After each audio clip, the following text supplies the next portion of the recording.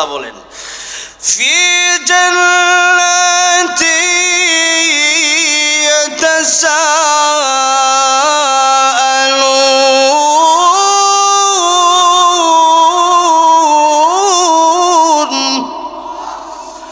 আনিল মুজরিমিনা মা সালাকাকুম ফি সাকার قالوا لم نك من المصلين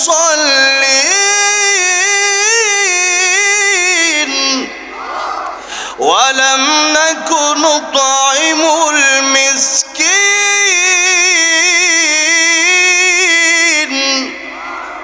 وكنا نخوض مع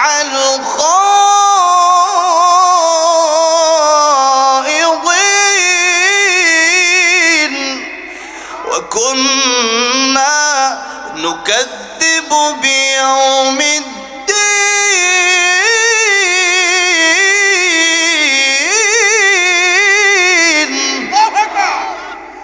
আল্লাহ বলেন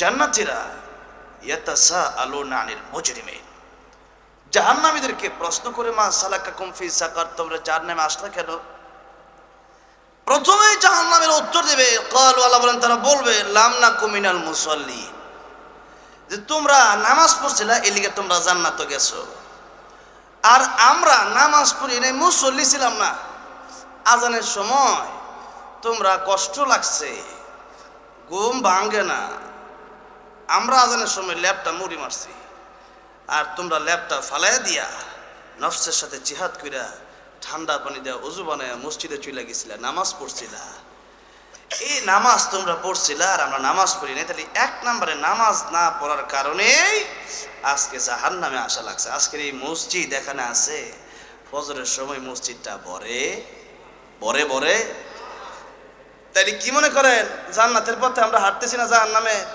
জাহান্নামের দিকে হাঁটতেছি কিন্তু মনে মনে ভাবি আল্লাহ রহমান রহিম তা আল্লাহ যে আল্লাহ যে অত্যন্ত রাগী ওইটা ভাবলেন না এই মসজিদ আমাদের মাঝে আছে এর পরেও দেখা গেছে যে আমরা ফজরের সময় আজান হয় আজান শুনি মসজিদে যাই না গন্ধ চাই ইয়া রাসূলুল্লাহ আমি কি না আমার কি জামাতে এসে নামাজ পড়তে হবে নবী বলেন তুমি আজান শোনো সাহেব আজান শুনি নবী বলেন তাহলে তোমাকে মসজিদে এসে নামাজ পড়তে হবে জামাতের সাথে পড়তে হবে কিন্তু আমরা পড়ি না তাহলে এক নম্বর জাহান্নামে যাওয়ার যে কারণ হবে ওইটার কারণে হচ্ছে নামাজ না পড়া যেরকম কি না পড়া নামাজ না পড়া আর নামাজ সম্পর্কে একটু কুয়ালাই যে তো আয়াত যেহেতু প্রসঙ্গে চলে আসছে নাকি বলে নামাজই দরকার আল্লাহ বিশ্বনবী রাহমাতুল লিল আলামিন বলেন ও আমার উম্মতেরা কিয়ামতের কঠিন ময়দানে হিসাব যখন শুরু হয়ে যাবে নামাজের হিসাব শুরু হবে নামাজের হিসাব দিতে গিয়ে যারা পার পেয়ে যাবে সমস্ত হিসাব দিতে গিয়ে তারা পার পেয়ে যাবে তথাপি আল্লাহর তরি জান্নাতে তারা চলে যাবে আর নামাজের হিসাব দিতে গিয়ে যা ধরা খেয়ে যাবে সব জায়গায় তা ধরা খেয়ে যাবে তাদেরকে জাহান্নামের পথ বেছে নিতে হবে সুতরাং কিয়ামতের ময়দানে সর্বপ্রথম নামাজের হিসাব নেওয়া হবে আর নামাজ যে ব্যক্তি পড়ল ঠিকভাবে সে ব্যক্তি সব জায়গায় পার পেয়ে জান্নাতে চলে যাবে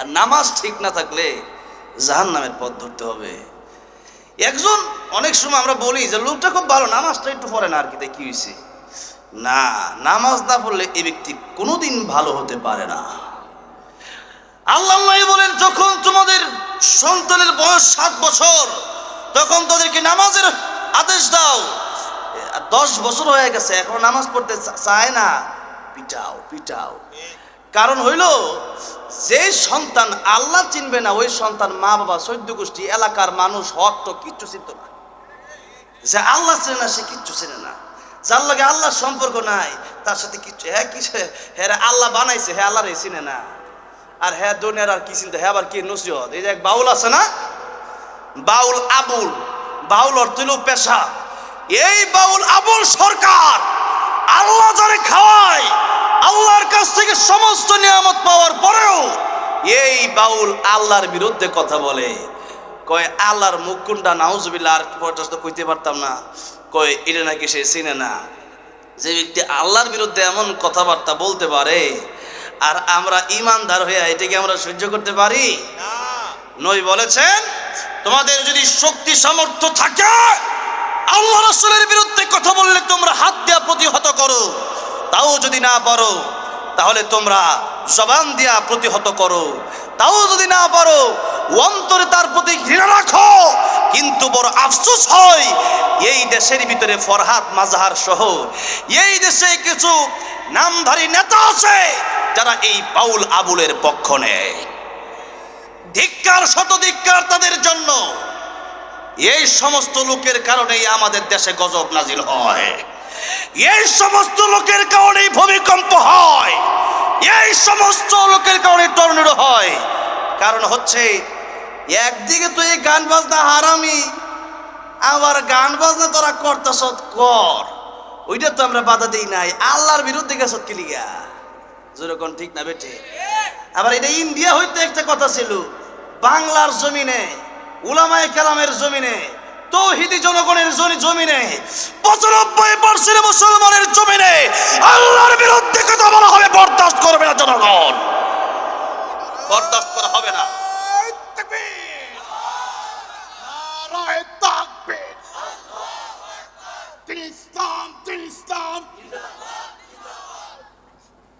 বাউল আবুল সরকার, তার এখনো মৃত্যুদণ্ড কেন দেওয়া হয় নাই সেটা মুসলমানদের প্রশ্ন। সে তাওবাও করে নাই, মৃত্যুদণ্ড দেওয়া হয় নাই। অচিরে আমরা তার ফাঁসি চাই, মৃত্যুদণ্ড দেখতে চাই। আল্লাহর বিরুদ্ধে যে ব্যক্তি কথা বলে দুনিয়ায় বেঁচে থাকার কোনো অধিকার তার থাকতে পারে না।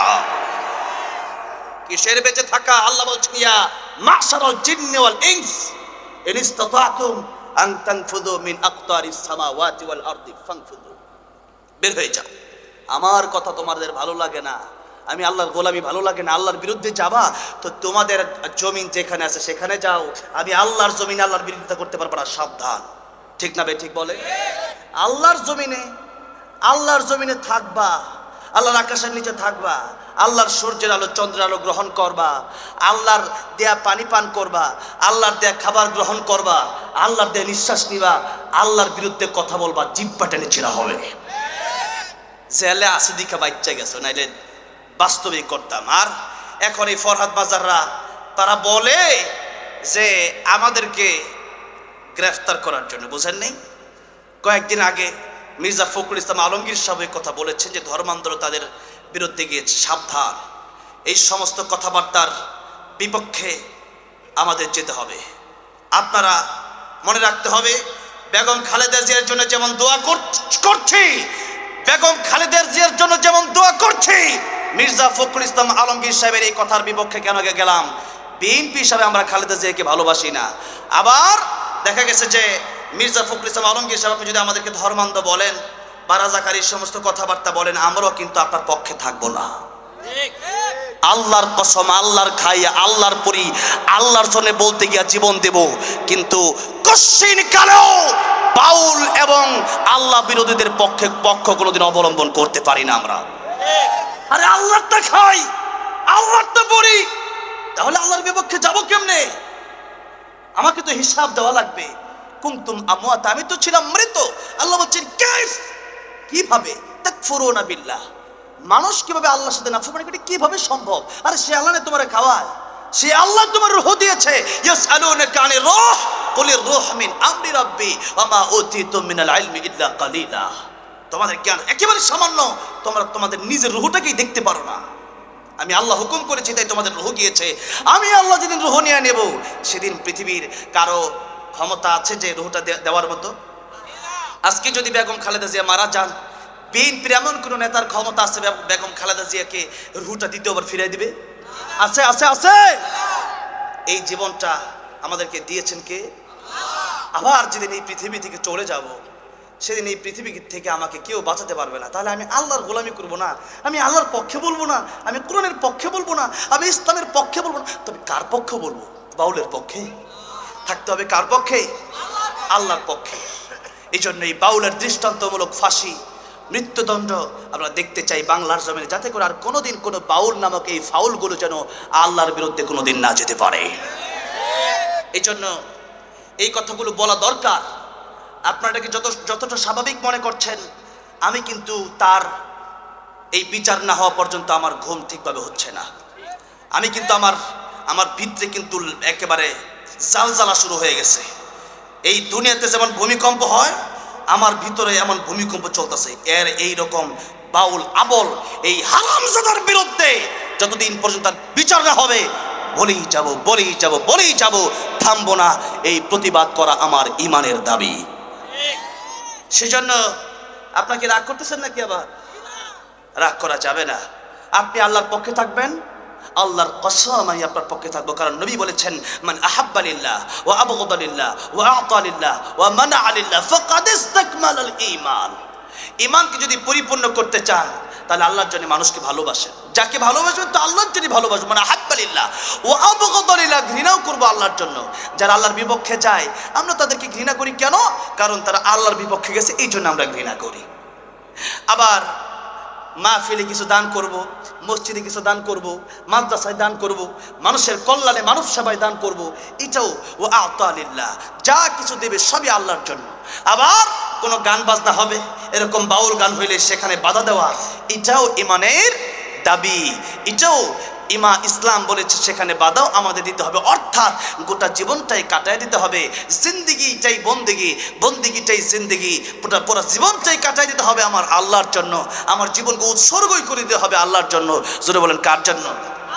আল্লাহর জন্য। আল্লাহ বলছেন, কুল ইন্না সালাতি ওয়া নুসুকি ওয়া মাহইয়ায়া ওয়া মামাতি লিল্লাহি রাব্বিল আলামিন।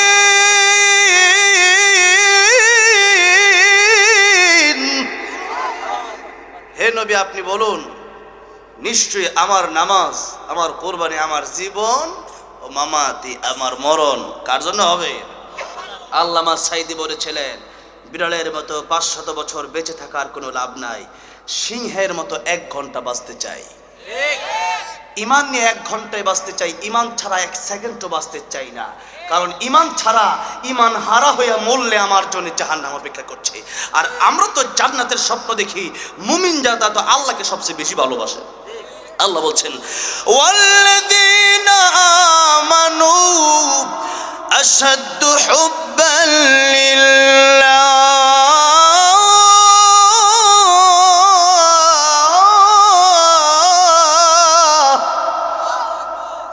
ইমানদার যারা, এরা সবচেয়ে বেশি আল্লাহকে ভালোবাসে। আমরা প্রত্যেকেই ইমানদার, যেরকম ঠিক না বেঠি? আল্লাহকে ভালোবাসি। জান্নাতে যাওয়ার পরেও আল্লাহ জিজ্ঞাসা করবেন, তোমাদের কি সব চাহিদা শেষ? নিয়ামত সব পাইছো? জান্নাতীরা কইব, আল্লাহ সব পাইছি, একটা জিনিস পাইছি না। যেরকম আল্লাহু আকবার। এই কথাটা আব্দুল কাদের জিলানী রহমতুল্লাহি আলাইহি তিনি বলতেন। দুনিয়ায় থাকা অবস্থায় আব্দুল কাদের জিলানী রহমতুল্লাহি আলাইহি বলতেন, जन्नत दोज़ख से या रब क्या करूं, जन्नत दोज़ख से या रब क्या करूं, आरज़ू है मैं तुझसे देखा करूं, आरज़ू है मैं तुझसे देखा करूं। आय अल्लाह जल्ला जान देवे के करबो, आय अल्लाह तुम्हारे যদি আমি পেয়ে যাই, আমি আব্দুল কাদের জিলানীর অন্তরে আর কোনো দুঃখ থাকবে না। আল্লাহু আকবার। জান্নাতে যাওয়ার পরেও আল্লাহ যখন জিজ্ঞেস করবো, জান্নাতে তোমাদের আর কিছু চাওয়ার আছে কি? তখন জান্নাতীরা বলবে, আল্লাহ জান্নাত পাই আর না পাই, তোমার না দেখা পর্যন্ত মনের তৃপ্তি, আশা, আকাঙ্ক্ষা মিটবে না। আল্লাহু আকবার। আল্লাহর সাথে আল্লাহ যে দেখা দিবেন, তাও আল্লাহ কোরআন শরীফে বলছেন, বলবো আয়াত সূরা কাহফের শেষ আয়াতে আল্লাহ বলছেন, দেখা, আল্লাহর দেখা পাইতে হলে কি করা লাগবে? আল্লাহ বলেন, فمن كان يرجو لقاء ربه فليعمل عملا صالحا ولا يشرك بعبادة ربه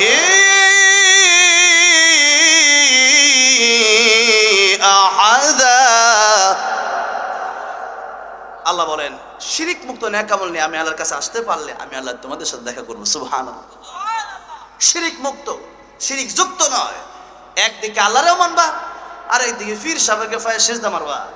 একদিকে আল্লাহরেও মানবা আবার অন্যদিকে গিয়া রাজা আল্লাহর কথার বাইরে গিয়া নবী কইলা তাআতা লিমাখলুকিন ফি মাসিয়াতিল খালিক। আল্লাহর কথার বাইরে আল্লাহর কথা না ফরমানে হবে এমন কথা যদি বাপ মা বলে ওইটাও শোনা যাবে।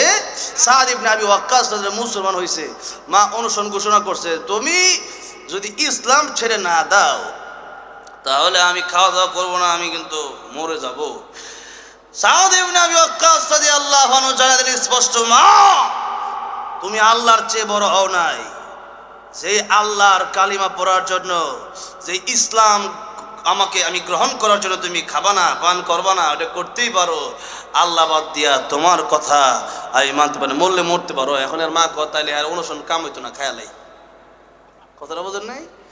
কারণ হইল যে আল্লাহ রাব্বুল আলামিন, আল্লাহ আমাদেরকে সৃষ্টি করছেন। কেউ যদি না চিনে, বাপ মাও যদি আল্লাহর বিরুদ্ধে কোনো কথা বলে মানা যাবে না, নেতা বললে মানা যাবে না, যদি পীর সাহেব বলে আমি বললে মানা যাবে, আল্লামা মামুনুল হক সাহেব বললে এটা মানা যাবে তো, সৈয়দ ফৈজুল করিম সাহেব, রেজাউল করিম সাহেব, খালেদ সাহেবুল্লাহ আইয়ুবী সাহেব, তাইলে আল্লাহর নাফরমানি হয় এমন কথা যদি পীর সাহেব কয়, বয়কট। কারণ হচ্ছে ইজতেমার ময়দানে যে দেখছে না দুইটা ভাগ হয়েছে, কেন হয়েছে? যে একদল দেখা গেছে তারা এতাত যে কয়, এরা এতাত সাহেবের এতাত যদি না করতে, এতাত তো আমরা করবো আতিউল্লাহ ওয়া আতিউর রাসূল, আল্লাহর এবং আল্লাহ রাসূলের। এখন আল্লাহ রাসূল বাদ দিয়া মন গড়া ব্যাখ্যা যদি আমি বলি, আমারটাও মেনে নেওয়া যাবে? আপনারা অনেকেই আসলে সবাই মোটামুটি জানেন যে বাংলাদেশে হুজুরদের ভিতরে সবচেয়ে বেশি কামরা কামড়ি, যেরকম ঠিক না বেঠে? আলহামদুলিল্লাহ। তারপরেও আমরা গতকাল থেকে দেখছি ইসলামী 8টি দল ঐক্যের ঘোষণা দিয়েছে, জোরে বলি আলহামদুলিল্লাহ। আজকেও বরিশালে তারা সমাবেশ করেছে 8 দলীয়। ইসলামী দলগুলো যদি ঐক্যমত পোষণ করে, এই ঐক্যমতের পোষণ করার মাধ্যমে বোঝা যায় যে আগামীর বাংলাদেশ কোরআনের বাংলাদেশ হবে, আগামীর বাংলাদেশ ইসলামের বাংলাদেশ হবে। অলরেডি গণজোয়ার শুরু হয়ে গেছে ইনশাআল্লাহ। প্রস্তুতি নেন, আগামীর সংসদ কোরআনের সংসদ হবে ইনশাআল্লাহ। কষ্ট হয় কি আর করো? হ্যাঁ, একটু কষ্ট অনেক সময় হয়ে যাইতে পারে। যদি কারো কোনো সমস্যা থাকে, মানে যদি কাটা ছেলে থাকে, ওষুধ দিলে কিন্তু একটু জ্বলে, ঠিক না? একটু জ্বলতে পারে, তাতে রাগ করবেন না, অসুখ ভালো হয়ে যাবে।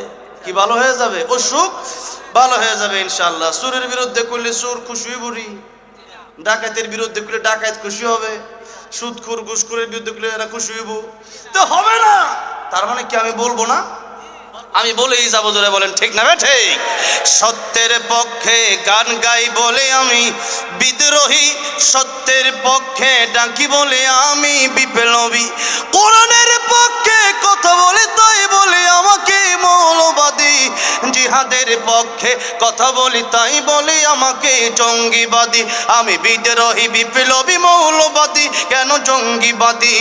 বিদ্রোহী বিপ্লবী মৌলবাদী, কেন জঙ্গিবাদী? ঠিক না ঠিক? জন্মের পরে কানে আজানকে দেন, তুমি মৌলবাদী চরহনি, আবার মরণের পরে জানাজা পড়বে, তখন কোথায় পালিয়ে যাবি? বিদ্রোহী বিপ্লবী মৌলবাদী, কেন জঙ্গিবাদী? বিদ্রোহী বিপ্লবী মৌলবাদী, কেন জঙ্গিবাদী? ঠিক না ঠিক? আমাদেরকে জঙ্গিবাদী মৌলবাদী যা কিছুই বলা হোক না কেন, আমরা কি সত্যের পথ থেকে আমরা সরে যাব? যাওয়া যাবে না। পূর্বের এই আলেমগণ জেল কেটেছেন সত্যের পক্ষে কথা বলতে গিয়ে, যেরকম ঠিক না ঠিক? আমাদেরকে অনেকেই রাজাকার বলে, রাজাকার তো আমাদেরকে ফেসিস্ট স্বৈরাচার হাসিনা বলেছিল, হাসিনা থাকতে পারে নাই, এখনো মাঝে মধ্যে বলে আসবে হাসবে, আরে থাকার সময় তো কিছু করতে পারে নাই, আসবে হাসবে মানে থাকার সময় কিছু করতে পারে নাই, আসবে হাসবে ওই চিন্তা ওই স্বপ্ন তোমরা দেখো না। সুতরাং আয়সা হাইসা আর বর্তমানে ফুজু পাগলা সহ আরো কিছু লোক আছে আমাদেরকে রাজাকার বলে। স্পষ্ট ঘোষণা দিতে চাই, শেখ হাসিনা আমাদেরকে রাজাকার বলে যেই পথে গেছে, ফুজু পাগলা তোমরা আমাদেরকে রাজাকার বলে সেই পথেই তোমাদের যেতে হবে। কাদেরকে রাজাকার বলো? আলেমদেরকে রাজাকার বলে, যারে তারে রাজাকার বলে। আমারও রাজাকার কয়, আমি কি একাত্তর তো দেখছি না, আমার বাপেও তো দেখছে না। তো এখন দেখা গেছে যে রাজাকারের নাতিন কইতারে, রাজাকার তো আমার বলতে পারে না, যখন বলতে পারে না। সেই জন্য সাবধান, আলেমদের বিরুদ্ধে যাওয়ার দুঃসাহস কেউ করবেন না। কোন আলিমান আও মুতাআল্লিমান আও মুসতামিআন আও মুহিব্বান, নবী বলেছেন লা তাকুন খামিসান ফাতাহলিক, আলেম হও, এটা আলেমের ছাত্র হও, তাদের কথাগুলো শোনো, পারো নাই কমপক্ষে দিলটা দিয়ে আলেমদেরকে মুহাব্বত করো, যারা কোরআনের ধারক বাহক তাদেরকে মুহাব্বত করো। লা তাকুন খামিসান ফাতাহলিক, আল্লাহ নবী বলেন সাবধান, আলেম বিরোধী হইও না, তুমি ধ্বংস হয়ে যাবে। নবী বলেন ফাতাহলিক, তুমি ধ্বংস হয়ে যাবে, তুমি ধ্বংস হয়ে যাবে। বলেন আমার নবী জীবনে মিথ্যা কথা বলেছেন? আমার নবী জীবনে মিথ্যা কথা বলেন নাই। তাহলে আলেমদের বিরুদ্ধে যারা কথা বলবে, যারা আলেম বিদ্বেষী হবে, এরা খাসিরা দুনিয়া ওয়াল আখিরা, দুনিয়াতেও এরা ধ্বংস হবে, আখিরাতেও তারা ধ্বংস হবে, এতে কোনো সন্দেহ নাই। সেই জন্য আলেমদেরকে নিয়ে আপনারা সিনেমিনি খেলবেন না, আলেমদেরকে সম্মান করবেন। হ্যাঁ, আলেমদের অনেক কথা আপনাদের দেখা গেছে একটু কষ্ট লাগতে পারে, মনে রাখবেন আল্লাহর কসম, আল্লাহর কসম, আল্লাহি বিল্লাহি তাল্লাহি, আল্লাহর কোরআন থেকে যদি কথা না বলি আমাকে আপনারা সাথে সাথে স্টেজ থেকে নামায় দিবেন। আর যেই কথাগুলি বলি এই কথাগুলো অবশ্যই আপনাদের মনে হতে পারে তাহলে অমুকের নাম তমুকের নাম, রাজনীতির কথা, অবশ্যই সব কথাই কোরআনে আছে, সমস্ত দলিল ভিত্তিক কথাগুলো এখানে বলবো। যখনই আমাকে বলা হবে দলিল দেন, আমি দলিল দিয়ে দেব। আর যদি এমনটা হয় যে আপনারা কোরআন হাদিস ডাইরেক্ট মানেনই না, আপনাদেরকে যত দলিল দেওয়া হয় আপনারা মানেন না, তাহলে তো আর লাভ নাই। সেই জন্য আপনাদেরকে বলতে চাই, পৃথিবীতে এমন কোনো জিনিস নাই যে জিনিসের ব্যাপারে আল্লাহর কোরআন নাজিল হয় না। জীবন বিধান, ইসলাম হচ্ছে পূর্ণাঙ্গ জীবন বিধান। জীবনে যা কিছু প্রয়োজন, এই পরিবার, খাওয়া দাওয়া, চলা ফেরা, ব্যবসা বাণিজ্য, চাকরি বাকরি, এরপরে রাজনীতি, সব কিছুই আল্লাহর কোরআনে আছে না নাই? আছে। সেই জন্য তাবারাকাল্লাযী বিয়াদিহিল মুলক, রাজত্ব, সমস্ত ক্ষমতার মালিক কে? আল্লাহ। এটা তো আল্লাহ রাব্বুল আলামিন এটা ঘোষণা দিয়েই দিয়েছেন। এরপরেও রাজনীতির কথা বলতে গেলে অনেক সময় অনেকে আমাদেরকে বলেন এই কথাটা যে দেখা গেছে যে আপনার রাজনীতি কেন করেন, তো আমি বলি যে আমার নবী রাজনীতি করেছেন, 10 বছর প্রেসিডেন্ট ছিলেন না? আবু বকর রাজনীতি করেছেন, ওমর রাদিয়াল্লাহু রাজনীতি করেছেন, হযরত উসমান রাদিয়াল্লাহু রাজনীতি করেছেন, আলী রাদিয়াল্লাহু রাজনীতি করেছেন। তাহলে যদি 4 খলিফা রাজনীতি করতে পারেন, আমার নবী রাজনীতি করতে পারেন, আমার নবী আমার মডেল, আবু বকর রাদিয়াল্লাহু আমার মডেল, ওমর রাদিয়াল্লাহু আমার মডেল, উসমান রাদিয়াল্লাহু আমার মডেল, আলী রাদিয়াল্লাহু আনহু আমার মডেল। সেই জন্য আমার যারা মডেল তাদেরকে অনুসরণ করতে গিয়ে যদি মরে যাই মরে যাব, যদি কটু কথা শুনতে হয় শুনবো, হামলার শিকার মামলার শিকার হলে হব, আল্লামা সাঈদীর মতো জীবন দেব, এই কোরআন থেকে পিছপা হব না ইনশাআল্লাহ। তাহলে একটু কথা মাঝে মধ্যে বলতে হবে দৃষ্টান্ত স্বরূপ, কারণ আমি যদি 1400 বছর 1500 বছর আগের কথাই শুধু বলি, আর যদি আমি এই দেশের সাথে জনগণের সাথে একটু মিলা না দিই কোরআন শরীফকে শুধু ওই 1400-1500 বছর আগেই মানে চলার জন্য আসছে নাকি কিয়ামত পর্যন্ত? কিয়ামত পর্যন্ত চলার জন্য কোরআন শরীফ আসছে। তাহলে ওই 1500 বছর আগে আল্লাহ কোরআন নাজিল করেছেন, আর এখনকার আমাদের সাথে কোরআনটাকে মিলাতে হবে এবং সেই অনুযায়ী আমাদেরকে আমল করতে হবে। আল্লাহ আমাদের তৌফিক দান করেন, বলেন আমিন। তাহলে যদি এমনটা করি যে নামাজ নিজেও পড়ি না, অপরকেও পড়তে দেই না, তাহলে এটাকে তাগুত বলা হয়। তাগুত, আল্লাহ পৃথিবীতে যত নবী রাসূল পাঠিয়েছেন সমস্ত নবী রাসূলকে 2টা দায়িত্ব দিয়েছিলেন। ওয়ালাকাদ বাআসনা ফি কুল্লি উম্মাতির রাসূলান আন ইউবুদুল্লাহ, 1, ওয়াজতানিবুত তাগুত, 2, আল্লাহ বলেছেন সমস্ত পৃথিবীর মানুষকে সমস্ত রাসূলরা দাওয়াত দিয়েছেন যে তোমরা একমাত্র আল্লাহর গোলামি করবা, একমাত্র আল্লাহর ইবাদত করবা। আল্লাহর ইবাদত ছাড়া কোনো পীর, কোনো নেতা, কোনো পৃথিবীর কোনো মানুষ, কোনো তাগুত কারো অনুসরণ করা যাবে না, কারো পূজা করা যাবে না। তাহলে দেখা গেছে যে আনি আবুদুল্লাহ কেবলমাত্র একজনেরই ইবাদত করতে হবে। আচ্ছা বলেন তো, কোনো স্বামী যখন বিয়ে করে তার স্ত্রী তার স্বামীকে রেখে পৃথিবীর কোনো ছেলের সাথে সে যেতে পারবে? কেবলমাত্র তার স্বামীর সংসার করতে হবে তাকে, আর কারো কাছে যেতে পারবে না। আর যদি যায়ও, সেই মহিলা কি ভালো মহিলা? যারা পরকীয়া করে তারা কি ভালো? তারা মন্দ।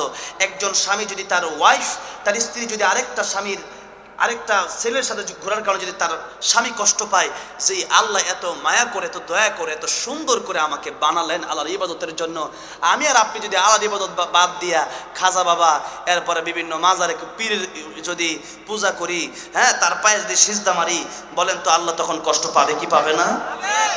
কারণ আমি আপনি তো আমার স্ত্রী, তাকে তো আমি বানাই নাই, তাকে তো আমি সৃষ্টি করি নাই। তাই যদি সে আরেকজনের সাথে চললে আমার খারাপ লাগতে পারে, তাহলে যে আল্লাহ আমারে বানাইছে ওই আল্লাহরে বাদ দিয়ে অন্য কারো পায়ে সেজদা মারলে আল্লাহর কি খারাপ লাগে না? আল্লাহর খারাপ লাগে। তাই এই কাজ শিরিকের গন্ধও রাখা যাবে না। শিরিক যারা করবে, আল্লাহ বলছেন মাই ইউশরিক বিল্লাহি ফাকাদ হারামাল্লাহু আলাইহিল জান্নাতা, তাদের জন্য জান্নাত আমি আল্লাহ হারাম ঘোষণা করলাম। ওমা ওয়াহুন নার, আর জান্নাত আমি আল্লাহ ওয়াজিব ঘোষণা করলাম। তাহলে যারা শিরিক করবে এদেরকে আল্লাহ জান্নাত দিবেন না। তওবা যদি না করে মারা যায় কোনোদিন জান্নাত পাবে না। সেই জন্য আল্লাহ আমাদেরকে শিরিক থেকে হেফাজত করেন, আমিন। আর যদি এমন হয় যে নিজেও ইবাদত করি না, নিজে নামাজ পড়ি না, অন্যকে নামাজ পড়তেও দেই না, নিজেও কোরআন মানি না, আরেকজনকে কোরআনের আইন মানতে দেই না, নিজেও ইসলাম মানি না, আরেকজনকে ইসলাম মানতে দেই না, তাহলে আমি হব তাগুত। তাগুত হচ্ছে শয়তান, তাগুত হচ্ছে তারা যারা আল্লাহর কোরআন নিজেও মানে না, আরেকজনকে মানতেও দেয় না। তাহলে আমরা নিজেরাও নামাজ পড়বো, অপরকেও নামাজের আদেশ দেব। বলছিলাম নিজেকেও নামাজ পড়তে হবে আর সন্তানকেও নামাজের আদেশ করতে হবে। সন্তান যদি নামাজ না পড়ে 10 বছর বয়সে, তাকে শাসনের জন্য রাসূল করিম সাল্লাল্লাহু আলাইহি সাল্লাম বলেছেন। কারণ এই সন্তান না আজকাল বা এই সন্তান নামাজি না হওয়ার পেছনে অন্যতম কারণ হচ্ছে পিতামাতা তাদেরকে নামাজের জন্য বলে না, নামাজের জন্য ঘুম থেকে ডাক দেয়। তাহলে একটু আসুন আরেকটা আয়াত বলে আমি দ্বিতীয়, তৃতীয়, চতুর্থ আয়াত বলে এরপরে আসল ওয়াজ শুরু করব। নাকি কষ্ট হইতাছে? আমার ভাই কি জানি নামটা, ওই দাওয়াত দিচ্ছে আমার ভাই স্যার, জুয়েল ভাই আমাকে এই প্রোগ্রামের জন্য অনেক কষ্ট করেছেন। আর আমার বলছে আগে যত ওলামায়ে কেরাম আছে একটু বেশি সময় দিয়ে গেছে, তো আমি যদি একটু বেশি সময় দিই কি কষ্ট হইব? এত কাছে আসছি, আমার ভাই এখনো বসে রয়েছে, আলহামদুলিল্লাহ কত ব্যস্ততা। এত কাছে এসে যদি একটু সময় বেশি না দেয় তাহলে কৃপণতা হইব না? তাইলে একটু বেশি সময় দিতে রাজি আছেন, একটু তাকবীর জোরে দিতে হবে। নারায়ে তাকবীর, নারায়ে তাকবীর। আল কোরআনের আলো, কোরআন সুন্নাহ যেখানে, নারায়ে তাকবীর। আল্লাহ কবুল করেন, জোরে বলেন আমিন। তাহলে সূরা তাহরীম আয়াত নাম্বার 6 আল্লাহ কি বলতেছেন একটু আমরা শুনি। আল্লাহ বলছেন ইয়া আইয়ুহাল্লাযীনা আমানু কু আনফুসাকুম ওয়া আহলিকুম নারা ওয়া কুদুহান নাস ওয়াল হিজারা। আল্লাহ বলতেছেন ও ঈমানদারেরা, কু আনফুসাকুম ওয়া আহলিকুম নারা, নিজেরা জাহান্নামের আগুন থেকে বাঁচো, পরিবারকে জাহান্নামের আগুন থেকে বাঁচাও। এখানে আল্লাহ রাব্বুল আলামিন দুইটা কথা বলেছেন। এক নম্বরে নিজেকে বাঁচতে বলেছেন, পরবর্তীতে আল্লাহ বলছেন ওয়া আহলিকুম নারা, তোমাদের পরিবারকেও তোমরা জাহান্নামের আগুন থেকে বাঁচাও। জাহান্নামের আগুন থেকে বাঁচতে বলেছেন আমাদেরকে এবং পরিবারকে বাঁচাইতে বলছেন। এখন নামাজের সময় হয়ে গেছে, আমি আপনি নামাজ পড়লাম, সন্তান পড়লো না, আমি আপনি জান্নাতে যাইলাম, সন্তান গেল না, তাহলে কি পরিবারকে জাহান্নাম থেকে বাঁচানো হলো? একটু লক্ষ্য করুন, এই আয়াতের তাফসীর করব না, জাস্ট একটু তরজমাটা করতেছি। এই আয়াতের লম্বা চড়া তাফসীর আছে। তো এই সূরা তাহরীমের 6 নম্বর আয়াতে আল্লাহ বললেন কু আনফুসাকুম ওয়া আহলিকুম নারা। নার মানে হচ্ছে আগুন, নারা মানে আগুন। এখন আল্লাহ জাহান্নাম শব্দ বলেন নাই। কোরআন শরীফের অন্য অন্য জায়গায় জাহান্নাম শব্দ আছে, যেমন কুল নারু জাহান্নাম আশাদ্দু হাররা, কোরআন শরীফের জাহান্নাম শব্দ আছে। কিন্তু এই জায়গায় আল্লাহ রাব্বুল আলামিন ডাইরেক্ট নার বলছে, নার মানে আগুন। তো আগুন শব্দ কেন বলেন? মুফাসসিরিনে কেরামগণ বলেন যে আগুন শব্দ বললে মানুষ ডাইরেক্ট ওই জাহান্নামের দিকে চোখ না গেল, আল্লাহ বললেন যে আগুন থেকে তোমরা বাঁচো। তার মানে আগুন বললে আমাদের মাথাটা ব্রেনটা আগুনের দিকে চলে যায়, যেরকম ঠিক না ঠিক। এখন ফজরের সময় হয়ে গেছে, একজন মা অথবা বাবা তার সন্তানরা ডাক দেয় না নামাজের জন্য, যে বাবা নামাজ পড়ো। কেন ডাক দেয় না? কারণ হচ্ছে জাহান্নামে তো আরো কত দেরি আছে, আর পরে তবা তবা করে ভালোই বনে, একটা চিন্তা ভাবনা এরকম। আর দেখা গেছে যে বাড়িতে যদি আগুন লাগে, তখন দেখা গেছে আগুন লেগে গেছে, এখন সন্তান দেখছেন সন্তান তো অন্য রুমে ঘুমায়, আপনি ঘুমান আরেক রুমে। এখন সন্তান অন্য রুমে ঘুমায়, এখন আপনি কি করবেন? বাড়িতে আগুন লাগছে, তার একটু পরে যদি 5 মিনিটের ভিতর তাকে উঠানো না যায়, তাহলে তার ঘরেও আগুন লাগতে পারে। এই জন্য আপনি কি করবেন? তারা প্রথমে ডাক দিবেন, যেমন তার নাম মনে করেন যে আলামিন, আপনি তো ডাক দেন আলামিন, আলামিন ঘুম থেকে উঠে না। এখন বাড়িতে আগুন তো লাগছে, আপনি দরজার মধ্যে দিবেন লাত্তি, আলামিন এখন ওঠে না। আপনি কইবেন সাফলান নিলে কুদালান, নাইলে বড় দাওটা বান, আজকে দরজা ভাঙ গেলাম। কে লিগা? এই আগুন যদি পুরো বাড়িতে লেগে যায়, সে যদি ঘুমাইয়া থাকে তাহলে তো আগুন লাগবো। এখন দরজা সোজা ভাঙে আমরা ঢুকছে, আলামিন আলামিন কি হইছে? ঘুমাইতে উঠছে তো আমরা কোন এই কোন ঘুমাস বলে আগুন লাগছে রে, যেমনি আগুন লাগছে কইছেন লুঙ্গি সঙ্গি ফালাইয়া দিছে তো। এখন লুঙ্গি সঙ্গি ফালাইয়া দৌড় দিছে, গেলি কি আগুন লাগছে, আগুনের ডরে আগুন লাগছে বাড়ি। এখন আগুনের ডরে লুঙ্গি টঙ্গি ফালাইয়া দৌড় দিছে, লুঙ্গি টঙ্গি পরে কিন্তু যাবো, আগে নিজে বাচ্চা লইছে, এরকম ঠিক না বে ঠিক? এই চিন্তা কইরা সব দিছে দৌড়। কারণ বাবা কোনো মা চায় না তার সন্তানটা আগুনে পুড়ে মারা যাক, আগুনে পুড়ে তার দেহটা নিঃস্ব শেষ হয়ে যাক, এটা যেমন কোনো বাবা চায় না। আল্লাহ বলেন বান্দারে, দুনিয়াতে আগুন রে এমনি ডরাও, আর জাহান্নামের আগুন তার চেয়ে কোটি কোটি গুণ বেশি ভয়াবহ। সেই আগুন থেকে তোমাদের কি বাঁচার দরকার নাই? সেই আগুন থেকে একা বাইছো না, যেহেতু সন্তানের জন্য এত দরদ, ভাইয়ের জন্য এত দরদ, নিজের ফ্যামিলির জন্য এত মায়া, যে কেউ পড়ে যাক আগুন, এটা যেমন দুনিয়াতে চাও না, এটা কোনো মা বাবা চাইতে পারে না যে আমার সন্তানরা জাহান্নামে পড়ুক। সত্যিকারের মা বাবা এটাও চাইতে পারে না যে আমার সন্তান জাহান্নামের আগুনে পড়ুক, এটা কোনো মা বাবা চাইতে পারে না।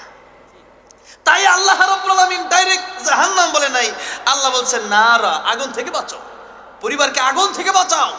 এখন আগুন থেকে বলে আমরা দুনিয়ার আগুনটা সহজে বুঝি, তাহলে বলেন তো দুনিয়ার আগুনে 1 মিনিট জ্বলার ক্ষমতা আমাদের কারো কি এই ক্ষমতা আছে? নাই। তাহলে কিয়ামতের ময়দানে জাহান্নামের আগুনে কিভাবে জ্বলবো? তাহলে সেই জাহান্নামের আগুন থেকে বাঁচার জন্য নামাজ নিজেও পড়তে হবে, সন্তানকেও নামাজের আদেশ দিতে হবে। এই এক। তাহলে 1 নম্বরে ক্বালু লাম নাকু মিনাল মুসাল্লিন, আমরা নামাজ পড়ছি না, ও জান্নাতীরা তোমরা নামাজ পড়ছিলে, তোমরা জান্নাতে গেছো, আর আমরা জাহান্নামে আসছি। 2 নাম্বার ওয়ালাম নাকু নুতইমুল মিসকিন, তাড়াতাড়ি করে লাগে না, দেরি হয়ে যাবে এই আয়াতের ভিতরেই। ওয়ালাম নাকু নুতইমুল মিসকিন, যে গরিব মানুষ মিসকিন এতিম, তাদেরকে খাবার দেই নাই। তাদেরকে আমার ঘরে অনেক খাবার ছিল, টাকা পয়সা ছিল, কিন্তু গরিবের ঘরে আমি 6 বেলা খাইছি 3 বেলার জায়গায়, আর গরিব 1 বেলা পাইছি না, কিন্তু হ্যাঁ আমার দিবারই মন চাইছে, ওগুলো ধমক মারছি, ও আম্মা সাইলা ফালা তানহার, সাইলকে ধমক দিও না। তাহলে এরপরে ধমক দিছিল, তাদেরকে দেই নাই। যাকাত আসছিল, যাকাতও দেই নাই। এই যাকাত যারা দিবে না, কিয়ামতের ময়দানে এই সম্পদটা সাপ হয়ে তাদেরকে কামড়াবে, বলবে আমি তোর সেই সম্পদ, তুই যেই সম্পদটা যাকাত দেস নাই। যেরকম নাউযুবিল্লাহ। তাহলে এটা 2 নাম্বার, মিসকিনদের খাবার না দেওয়া, সাহায্য না করা। 3 নাম্বার ওয়াকুন্না নাখুদু মাআল খায়িদিন, যে আমরা হয়তো আড্ডা দিতাম, সুবহানাল্লাহ পড়ার সময় পাইছি না, আলহামদুলিল্লাহ পড়ার সময় পাইছি না, কিন্তু গীবত করার সময় সাদ দোহানো বইয়া ঘন্টার পর ঘন্টা মানুষের বিরুদ্ধে গীবত করছি। আল্লাহ নবী এক জায়গায় 2টা কবরের পাশ দিয়ে যাচ্ছিলেন, দেখলেন 2টা কবরে আযাব হয়। নবী বললেন 2 কবরে আযাব হয়, 1 কবরে আযাব হয় চগলখুরির কারণে। কিসের কারণে? চগলখুরির কারণে। মানুষের নামে একজনের একটা কথা আহের কাছে, হেরটাকে আরেকজনের কাছে কুইয়া সমাজের ভিতরে ফেতনা সৃষ্টি করে। এমন কিছু লোক সমাজে আছে না নাই? এটা মোটামুটি সব এলাকাতে 2-1টা থাকে এরকম। তো সেই জন্য আল্লাহ বলছেন ওয়ালা ইয়াগতাব বা'দুকুম বা'দ, তোমরা একে অপরের বিরুদ্ধে গীবত কইরো, পরনিন্দা কইরো না, পরে সমালোচনা কইরো না। আল্লাহ বলছেন আইয়ুহিব্বু আহাদুকুম يأكل لحم أخيه ميتا فكرهتموه أيحب أحدكم তোমরা কি এমনটা কেউ পছন্দ করো যে আইয়াকুল লাহমা আখিহি মাইতা তোমাদের মরা ভাইয়ের গোশত খাওয়া এটা তোমরা কি পছন্দ করো তা আল্লাহই বলতেছেন ফাকারিহ তুমি এটা তোমরা পছন্দ করো না আরেকটা ছোট্ট ঘটনা কই কষ্ট হইতাছে ইমাম সুফিয়ান সাউরি রাহমাতুল্লাহি আলাইহি অনেক বড় একজন জবরদস্ত আল্লাহর ওলির ব্যাপারে একজন খুব বেশি গীবত করত আল্লাহর ওলি ইমাম সুফিয়ান সাউরি রাহমাতুল্লাহি আলাইহি একদিন তার খাদেমকে ডেকে বললেন খাদেম কিছু হাদিয়া তোহফা তোমারে আমি দিলাম এই হাদিয়া তোহফা তুমি ওই লোককে দিয়ে আসবা যেই লোক আমার বিরুদ্ধে গীবত করে আমার বিরুদ্ধে পরনিন্দা করে খাদেম বলে হুজুর হাদিয়া তোহফা দিলে আমারে না দিবেন আমি না আপনার খেদমত করি আমি না আপনার জুতা সুসানা আমি করি তাইলে আমি আপনার খেদমত করি হেল্প আমি করি আমার না দিয়া হে আপনার বিরুদ্ধে কথা কয়ে দিলেন ইমাম সুফিয়ান সাউরি এবার ডেকে বলতেছেন ও খাদেম শোন কে বলছো করে আল্লাহ নবী বিশ্ব নবী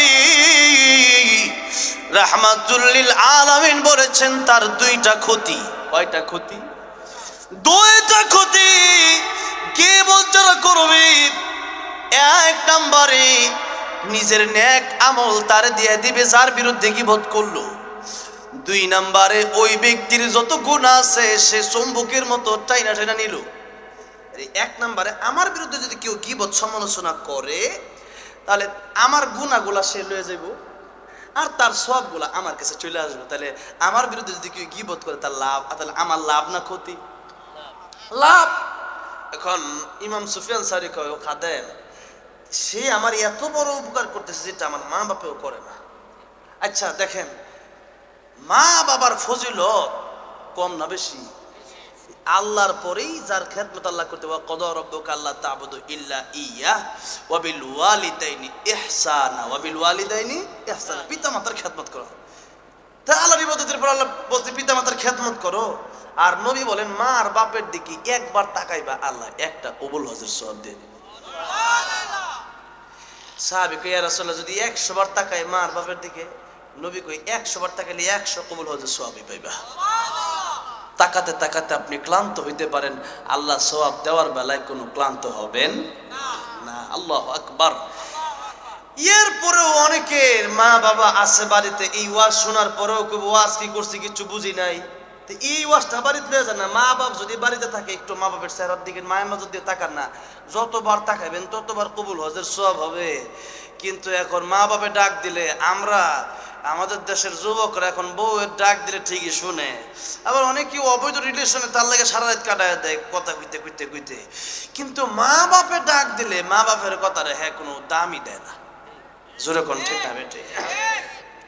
অথচ নবী বলেন মা আর বাবার দিকে একবার তাকালে একটা কবুল হজের সওয়াব আর কবুল হজটাকে কি মনে করেন সহজ আরে হজ করতে হলে তোকে এখন কমপক্ষে 5-6 লাখ টাকা লাগে এরপরে দেখেন একটা আরেকটু ভালো করে বোঝায় নামাজ হইল দৈহিক ইবাদত যাকাত হইল আর্থিক ইবাদত দৈহিক মানে দেহ দিয়া মসজিদে গিয়ে নামাজ পড়তে হইব আর যাকাত হইল আর্থিক ইবাদত মানে হইল অর্থ দান করতে হবে এখন মনে করেন কেউ চিন্তা করলো যে নামাজ না পড়িয়া একজন গরিব মানুষ আছে নামাজ পড়ে তার আমি 10,000 টাকা দিলাই হ্যাঁ আমার নামাজটা পড়ে দেখ নামাজ হবে আরেকজন চিন্তা করলো যে আমার যাকাত ফরজ হইছে 10,000 তবে 10,000 টাকা যাকাত না দিয়ে 10 টাকা নামাজ ফিরালাই নামাজ হবে যাকাত আদায় হবে এটা আর্থিক ইবাদত কিন্তু হজটা হচ্ছে নবী বলেন আল হাজ্জ হজ হলো কষ্টকর দৈহিক এবং আর্থিক উভয়টার সমন্বয়ে যে ইবাদত ওই ইবাদতের নাম হলো হজ সুতরাং বলেন 5-6 লাখ টাকার মালিক কি সবাই কি হজে গেছেন আপনারা কিন্তু যাদের মা আর বাবা আছে আরেকটা কথা আপনাদেরকে বলি বছরে হজ করা যায় কয়বার বাকি উমরা করা তো যায় আমরা কয়েক মাস পরে উমরা যাই এখন কথা হয়েছে যে আল্লাহ আমাদেরকে সহজ করে দিয়েছে আলহামদুলিল্লাহ তুমি সবার সহজ করে দিয়েছো আমিন সৌদিতে তো এখন সরকারি যে রেডিও আছে সরকারি রেডিওতে শায়েখদের তেলাওয়াত ছিল ওই সরকারি রেডিওর জন্য আমাকে বাছাই করা হয়েছে আমি সরকারি রেডিওতে এবার কয়েকদিন আগেও তেলাওয়াত করে আসছে ওই তেলাওয়াত রেডিওতে চলতে থাকে আর কি মানুষ শুনে আর কাতারে আবার দেখা গেছে কাতার থেকে তো আমি তো কাতারের একেবারে পার্মানেন্ট আমি কাতারে তো কাতারে যে কোনো সময় যাই, কাতারে আবার তারাবি পড়াই ধর্ম মন্ত্রণালয়, তো সেখান থেকে গাড়ি দিয়েই যাওন জায়গায়, কথাটা বলছেন না, একবারে সহজ হয়ে গেছে আমাদের জন্য। তো আল্লাহ আপনাদেরকে সহজ করে দেন, কোন আমিন। আলহামদুলিল্লাহ, আল্লাহর শুকরিয়া। এখন দেখা গেছে যে আসলে কি বড় হজ করার মতো সবার একটা এবিলিটি, শক্তি, ক্ষমতা, অর্থ সবার নাই। আর থাকলেও মনে করেন বছরে হজ করার ক্ষমতা, শক্তি, টাকা পয়সা আছে, তো বছরে হজ করা যায় কয়বার? একবার, ওই জিল হজ মাসে। এছাড়া আর হজ করা যায় না। কিন্তু এবার আরেকটা প্রশ্ন আপনাদেরকে করতে চাই, দৈনিক মা আর বাবার দিকে তাকানো যায় কতবার? হিসাব ছাড়া অসংখ্যবার তাকানো যায়, যেরকম ঠিক না বেটি? কিন্তু এই ওয়াজটা আমরা মানি না, কারণ আমরা অর্ধেক মুসলমান, মন চাইলে মানি, মন চাইলে মানি না, যেরকম ঠিক না বেটি? এই যে মা আর বাবা এত দামি নিয়ামত, যাদের দিকে তাকালেই কবুল হজের সব হয়ে যায়, এর পরেও এই মা আর বাবার চাইতে বেশি উপকার ওই লোক কিভাবে আমার করে? কোরআন শরীফের সূরা আবাস থেকে আরো কয়েকখানা আয়াতে কারিমার মাধ্যমে এটা এবার আপনাদেরকে বুঝাইয়া দিই। আল্লাহ রাব্বুল আমিন বলেন, ইয়াউমা ইয়াফিরুল মারউ মিন আখিহি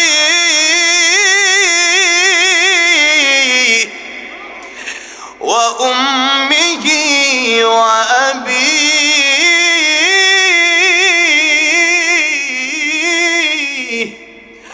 ওয়া সাহিবাতিহি ওয়া বানিহি।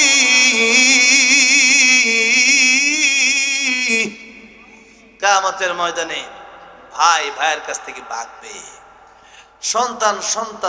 সন্তান বাবা মার কাছ থেকে ভাগবে, আর বাবা মাও সন্তানের কাছ থেকে ভাগবে, স্বামী স্ত্রী স্বামী থেকে ভাগবে। ইয়াফিরুন, তাহলে ফাররা ইয়াফিরু, ভাগা। ইয়াউমা, সেই দিন, কিয়ামতের দিন, ইয়াফিরুল মারউ মিন আখি ওয়া উম্মিহি ওয়া আবি। বাপ মার কথা আছে না নাই? বাপ মার কথা আছে, বাপ মাও ভাগবে। কেন? একটু আরো সহজ করে দিই, এখন তো আরো সহজ। কয়েকদিন আগে ভূমিকম্প হয়েছে নি? ভূমিকম্প যে মাত্র শুরু হয়ে গেছে, এমন সময় দেখি দোকানে এক লোক তার ছোট্ট একটা বাচ্চারে রাইখা, সিসি ক্যামেরা ফুটেজ ভাইরাল হয়েছে, এরপরে সন্তান রাইখা এবার দিছে দৌড়। সন্তান ফরজ, যেরকম ঠিক না বেটি? কত জায়গায় স্বামী স্ত্রীকে রাইখা দিছে দৌড়, স্ত্রী স্বামীকে রেখা দিছে দৌড়। ওরে বাবা রে বাবা, আগে নিজে বাসি। দুনিয়াতে ভূমিকম্প, আর আল্লাহ কই ইদা জুলজিলাতিল আরদু জিলজালাহা, সময় যখন হয়ে যাবে, কিয়ামত যখন পৃথিবীতে হবে, প্রকম্পিত যখন হবে, একবারে আসল ভূমিকম্প যখন হবে, ওয়া আখরাজাতিল আরদু, জমিন থেকে সব বের হয়ে যাবে, সেদিন ক্বালাল ইনসানু মালহা, মানুষ বলবে এটা কি হইল এটা?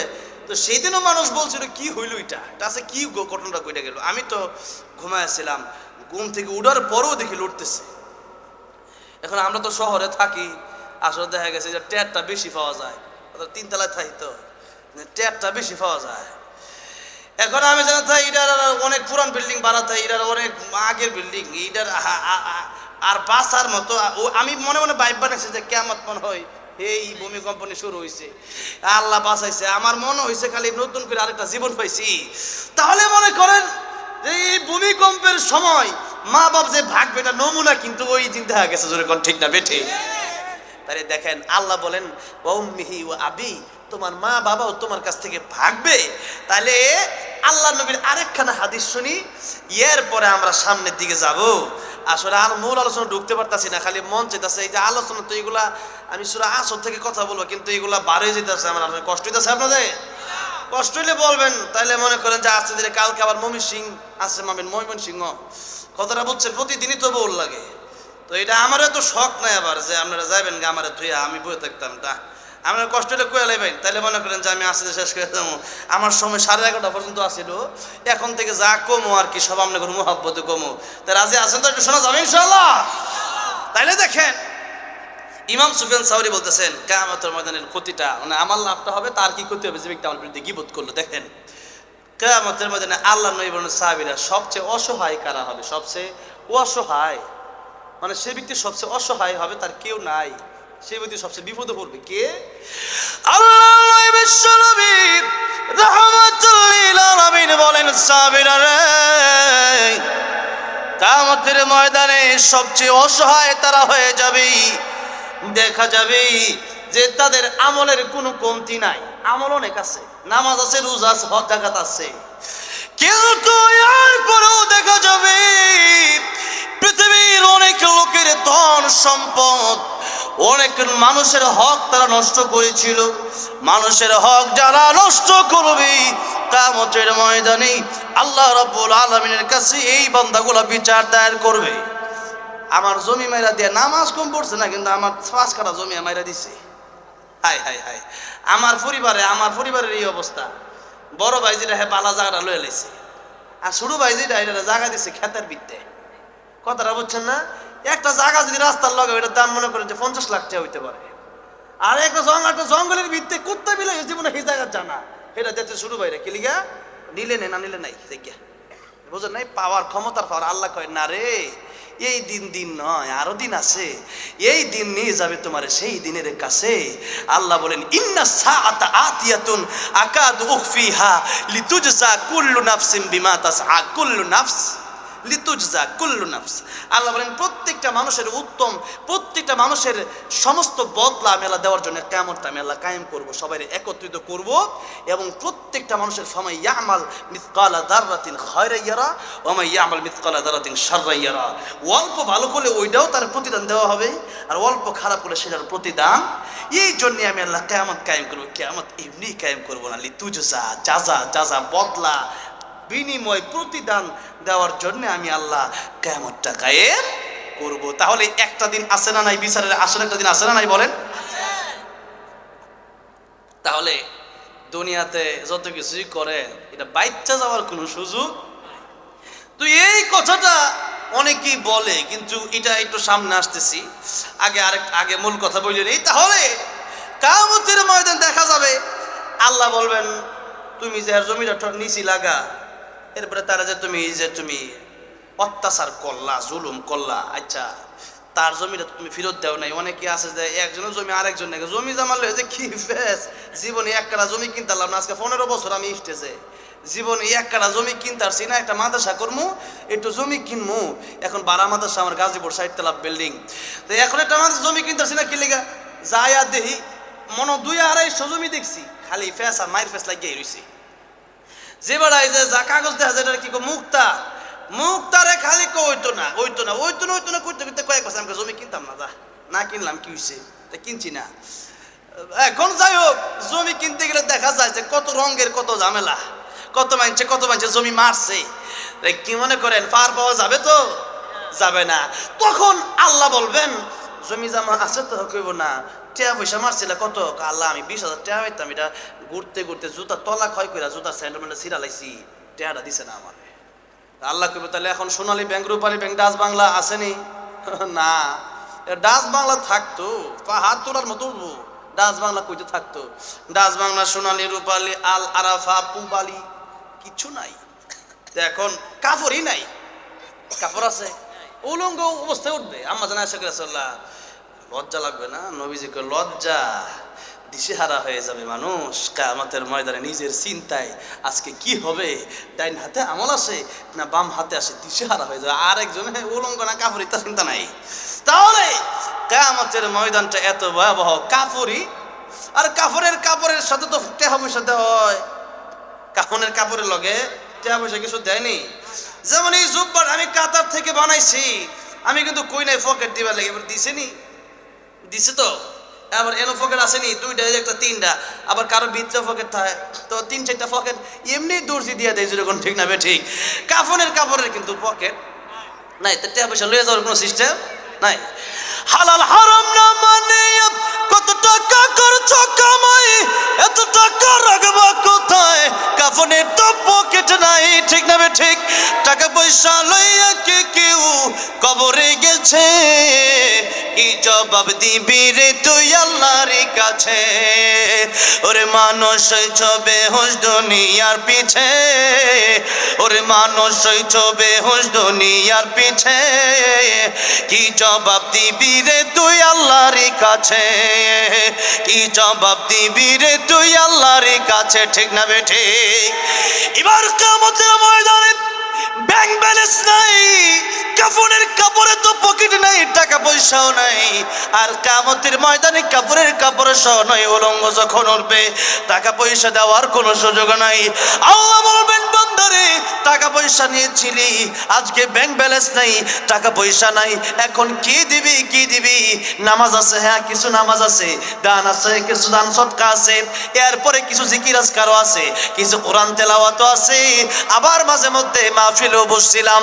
তাহলে কিছু নাই কেমন তো আছে আজকে টাকা তো দেওয়া যাবে না নেক আমল দিয়া নেকি দিয়া টাকার পরিশোধ তারে করে দাও একজন দুইজন তিনজন নবী বলেন এরকম ভাবে তার সম্পদগুলা মানে সম্পদ মানে নেকিগুলা শেষ হয়ে যাবে একটা সময় দেখা যাবে আর কোনো নেকি নাই এমন সময় কিছু লোক এসে বলবে আল্লাহ আমার ইজ্জত আমার মান আমার সম্মান নষ্ট করেছে আমার বিরুদ্ধে গীবত করছে আমার বিরুদ্ধে মিথ্যা তহমত দিছে আয় আল্লাহ আজকের কিয়ামতের ময়দানে উত্তর জবাবের বদলা প্রতিদান আমি চাই আমি শুনেছি কিয়ামতের ময়দানে ইনসাফের বিচার হবে আয় আল্লাহ আজকে ইনসাফের বিচার চাই আল্লাহ বলবেন তোমার তো আর কোনো নেক আমল নাই সে বলবে আল্লাহ নাই আল্লাহ বলবেন তাইলে এক কাজ করো তোমার গুনাহ আছে আল্লাহ গুনাহ না থাকলে কি আর নাই বিচার দিবার আইছি আমার এক উস্তাদ ছিলেন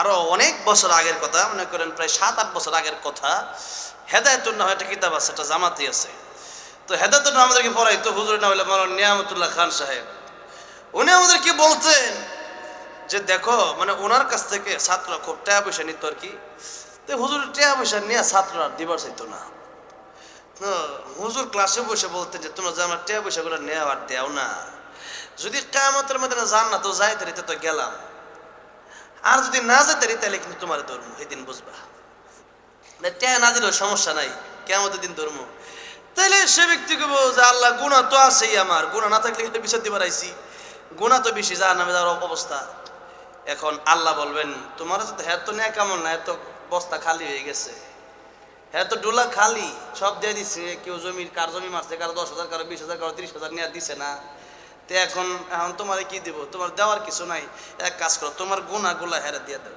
তুমি জান্নাতে যাওয়ার হ্যাঁ তোমার গুনাহগুলা লইয়া হ্যাঁ তোমার জাহান্নামে জ্বলবো নাউজুবিল্লাহ কোন হ্যাঁ যদি 500 বছর কথার কথা জাহান্নামে জ্বলার কথা থাকতো আরো অসংখ্য মানুষের এই গুনাহ নিয়া তাকে হাজার হাজার বছর তখন জাহান্নামে জ্বলতে হবে নাউজুবিল্লাহ তাহলে কি মনে করেন গীবতটা খুব ভালো আল কাইয়িসু মান দানা নাফসাহু ওয়া আমিলা লিমা বাদাল মাউত নবী বলেছেন প্রকৃত জ্ঞানী ওই ব্যক্তি যে নিজেকে নিয়ে চিন্তা করে নিজেকে নিয়ে ভাবে আমরা আজকাল নিজেকে নিয়ে ভাবি না নিজেকে নিয়ে যারা ভাবে না পরকাল তো পরে কথা দুনিয়াতে ওরা সফল হইতে পারে না এরা মানুষের বিরুদ্ধে কুইয়া যেতে পারে কিন্তু সফল আর হইতে পারে না বুঝলেন নাই হিংসা ও অহংকার যাদের ভিতরে থাকবে সফল আর সে হতে পারবে না সে এইভাবেই থাকবে তাহলে 3 নাম্বার জাহান্নামে যাওয়ার কারণ হলো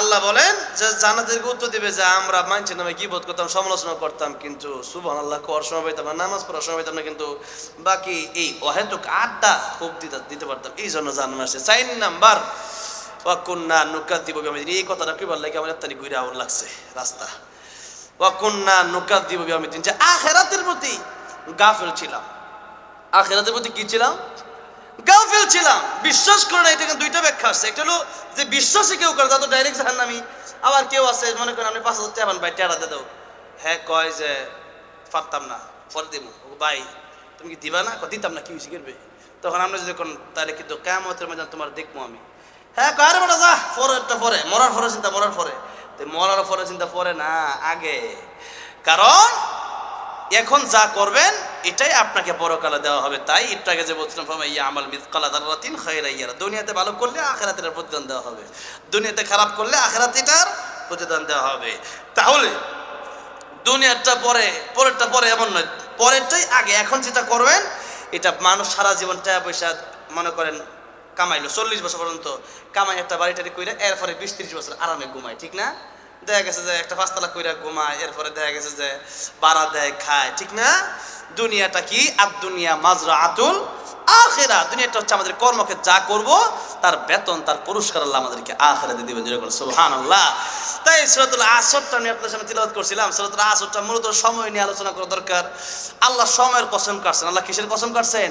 সময়ের গুরুত্ব বুঝাইতে গিয়া যে এই সময়টা তোমাদের থাকবে না, একটা সময় ফুরায়া যাবে। বরফ যেমন গলে যায়, সময়টা যেমন ফুরায়া যায়। আমরা আল্লাহর কসম কাটি কথা বুঝাইতে গিয়ে, কথাকে শক্তিশালী করার জন্য, সত্যায়িত করার জন্য। আল্লাহ সূরাতুল আসরে আল্লাহ রাব্বুল আলামিন সময়ের কসম কাটলেন। সময়ের কসম কিটে আল্লাহ রাব্বুল আলামিন বুঝাইয়া দিলেন যে সময়ের গুরুত্ব অপরিসীম, অনেক বেশি। সময়কে অবহেলা করে তোমরা নষ্ট করো না। একটা সময় কিন্তু তোমাদের কবরে চলে আসতে হবে। একটা সময় তোমাদের কাছে সময়ের কি কি করছেন হিসাবটা আমি আল্লাহর কাছে দিতে হবে। তাই এই আয়াতের পরিপ্রেক্ষিতে ব্যাখ্যায় আরেকটা হাদিস আপনাদের সামনে পড়ছিলাম। খুতবা শুরুতে বেশি বড়ও না, আবার বেশি ছোটও না, আর কি 5টা কথা হাদিস শরীফের ভিতরে আছে। হাদিস শরীফটা কি বলবো?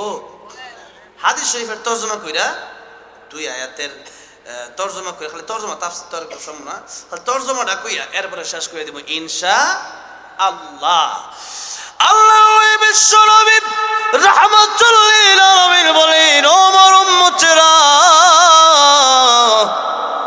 ইগতানিম খামসান ক্বাবলা খামসিন। 5টা সময় আসার আগে আগে তোমরা 5টা সময়কে মূল্য দাও। ইগতানিম, তোমরা গনিমত মনে করো, এটার কদর করো। কয়টা সময়? 5টা। 1 নম্বরে শাবাবাকা ক্বাবলা হারামিক। 1 নম্বরে আল্লাহ নবী বলেন, ও যুবকেরা, বৃদ্ধ হওয়ার আগে যৌবনকালকে মূল্য দাও, কারণ যৌবনকাল মানুষের চিরজীবন থাকে না, ঠিক না? ঠিক। যৌবনকালে মরণ হয় কি হয় না? এখন শোনা যাচ্ছে যে 70% যুবকরাই মারা যাচ্ছে। মুরব্বীরা কম মারা যাচ্ছে, যুবকরা বেশি মারা যাচ্ছে। কারণ আগের তো মুরব্বীরা খাইতো বালাবুরা, চলতো বালা কইরা। আর এখন মাদক আছে না নাই? কলজা মানে আখেরা তো শেষ, দুনিয়াও শেষ। তাহলে এই মাদক খাইলে পরে আর কি, দুধ খাইলে কামাই। অনেকে দুধ বিচ্ছা গাঁজাও বলে খায়, এমন রেকর্ডও বলে বাংলাদেশও আছে। আহা, মাদক যেখানে থাকবে ভূমিকম্প সেখানে হবে। 4টা কাজ করলে ভূমিকম্প পৃথিবীতে শুরু হয়। কয়টা? মাদক, জেনা, মদ, মাদক, জেনা, গান, নাচানাচি, এই 4 কারণে দেশে ভূমিকম্প হয়। তাহলে কি মনে করেন এগুলো আমাদের দেশে নাই? মদ আছে না নাই? জেনা আছে না নাই? এরপরে গান বাজনা, নাচানাচি সবই আছে। তাহলে ভূমিকম্প আইতো না তো কি আইতো? এই জন্য গতকালকেও ভূমিকম্প হয়েছে শুনলাম, পত্রপত্রিকাতে দেখা যায়। তাহলে কি মনে করেন আমাদের গুনার কারণে, আমা আসাবাকুম মিন মুসিবাতিন ফাবিমা কাসাবাত আইদিকুম, আমাদের হাতের কামাই এগুলো, যেরকম ঠিক না? ঠিক। আল্লাহ বলছেন তোমাদের হাতের কামাই। তাহলে এবার আসো, গুনাহ ছেড়ে দিতে হবে। গুনাহ না ছাড়লে পরকালে তো বিপদ আসবেই, দুনিয়াতেও বিপদ আসবে। দুনিয়াতে একটা সামথিং আল্লাহ দেখাই দিবে, কোরআনেও আছে, হাদিসেও আছে। তাহলে একটু লক্ষ্য করে দেখুন, আল্লাহ নবী বলেন, ও যুবকেরা তোমরা ঠিক হয়ে যাও। যুবকরা ঠিক হয়ে গেলে এলাকা এমনি সুন্দর, যেরকম ঠিক না? বেটি। 2 নম্বরে আল্লাহ নবী বিশ্বনবী রাহমাতুল লিল আলামিন বলেন, ওয়াসিহাতাকা ক্বাবলা সাকামিক। অসুস্থ হওয়ার আগে সুস্থতার এই নিয়ামতকে কদর করো। অসুস্থ হয়ে গেলে পরে আর ইবাদত করা যায় না। একজন মনে করেন অ্যাক্সিডেন্ট হয়ে বাইত পড়ে রয়েছে, আর ইবাদত করতে পারে? অসুস্থ হয়ে বাইত পড়ে গেছে, মসজিদ আর যাইতে পারে?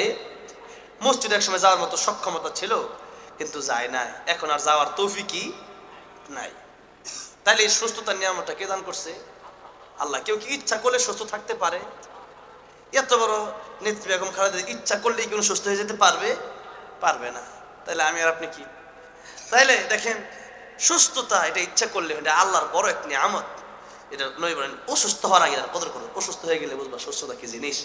3 নাম্বার, এটা বইলা একটু দায়িত্ব আছে আমার, এটা আমার অনেক আগে দিয়ে দিছে, যদিও আমার আগে হুজুর বলছে, তারপরে আমি নিজ থেকে বলছি একটু আমারও একটু দায়িত্ব দেন। সব খালি হুজুর 1 লাখ কামাইতে গেলে আমি কিছু সব নেই, যেরকম ঠিক না? ঠিক।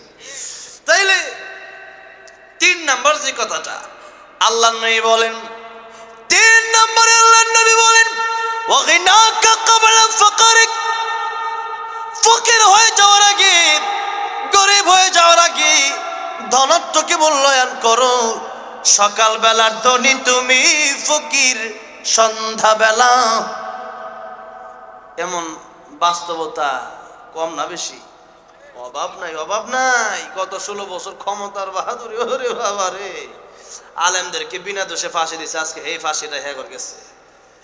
এরপরে কি বাদ, এখন খাওয়া দাওয়া, এখন খাওয়া 3 বেলা ঠিক মতো খাউন পায় না। আগুন লাগছে 2 দিন আগে ঢাকায় এক জায়গায়। হাই রে, মানুষ কত বড় লোক, কত ধনী মানুষ পানির লেগে কান্তাছে, পানির লেগে, কম্বলের লেগে কান্তাছে, শীত। তাহলে কোন ফকির, মানে সকালবেলার ধনী ফকির তুমি, ফকির তুমি সন্ধ্যাবেলা। এই কথাটা যে 100% বাস্তব, এটা নই বলছে গিনাকা ক্বাবলা ফাকরিক। টাকা পয়সা থাকতে থাকতে তোমার আল্লাহ দিছে। টাকা পয়সা ইচ্ছা করলে কামানো যায়। তোমার হাত দিয়ে আমি কাজ করছি, তো হাত দিছে কে? আল্লাহ। এবার আমি চাকরি বাকরি করছি, আমি ব্যবসা বাণিজ্য করছি। হ্যাঁ, ব্যবসা বাণিজ্য করলেও টাকা তো একটা কাগজ। দানের ভিতরে যে আল্লাহ চাইল না দেয়, ভাত খাওয়ান যাবনি। মাটির নিচে যদি আল্লাহ পানি না দেয়, খাওয়ান যাইব? তাহলে এক কথায় আল্লাহ যদি নিয়ামত না দেয়, না খেয়ে মরা লাগবো। যেরকম ঠিক না বেটি?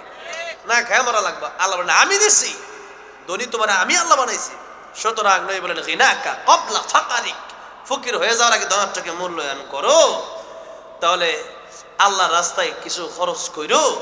কারণ হচ্ছে আল্লাহর রাস্তায় যদি সম্পদ যদি খরচ না করো, তাহলে দেখা গেছে টাকার জায়গায় টাকা থাকবে, কিন্তু এটা নেকি হবে না। একটা হলো টাকারে টাকা হিসাবে দুনিয়াতে ব্যাংকে রেখে যাওয়া, আর একটা হলো টাকাটারে নেকি বানায় নেওয়া। কথাটা বোঝেন নাই? টাকাটারে নেকি বানায় নেওয়া মানে হচ্ছে টাকাটা দান করে দিলাম, এখন আর টাকার জায়গায় টাকা নাই, টাকাটা মসজিদে দিয়েই দিলাম, এখন আমি নেকি নিয়ে কবরে গেলাম। আর বিশেষ করে 3টা জায়গায়, যেহেতু একটা দান আল্লাহ নবী ইদা মাতাল ইনসানু ইনকাতা আনহু আমালু, মানুষ যখন মরে যায় তখন সাধারণ দান এটার ওইরকম, ওইটা তো সব আগেই হয়ে গেছে। কিন্তু সদকায়ে জারিয়া যদি কেউ করতে পারে, মসজিদে যদি আল্লাহর ঘর, একটা তো হচ্ছে ইমাম বানালিল্লাহি মাসজিদান বানাল্লাহু লাহু বাইতান ফিল জান্নাহ, কেউ যদি আল্লাহর ঘর মসজিদ বানায় দেয়, আল্লাহ তাআলা জান্নাতে একটা ঘর বানায় দিব। আর জান্নাতের ঘরটা কি আঙ্গরের টিনের ঘরের মতো ছোট হইব? এই দুনিয়ার চেয়ে কমপক্ষে 10 গুণ বড়। সুবহানাল্লাহ, সুবহানাল্লাহ।